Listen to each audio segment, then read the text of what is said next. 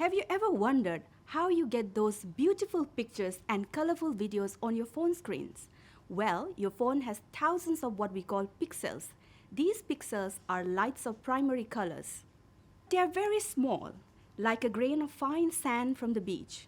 By combining the lights of different intensities from these pixels, you can create any color in the visible spectrum and get those beautiful pictures. So, what's inside those tiny lights and how do you make them? I'm Soniya Yambem, a physicist at Queensland University of Technology, and I'm going to explain exactly how this works. You can think of a sandwich, say a basic ham sandwich, bread on both sides and ham in between. Similarly to these bread slices, a light pixel has two electrodes, one cathode and an anode, one on the top, one at the bottom, and the light emitting layer in between. When you apply a voltage across the two electrodes, it lights up, and when all the pixels light up at various intensities, it will give you those colorful images on your phone screen. Now, if you want to have a tasty sandwich, you can put many different layers of vegetables and meat in between the bread slices.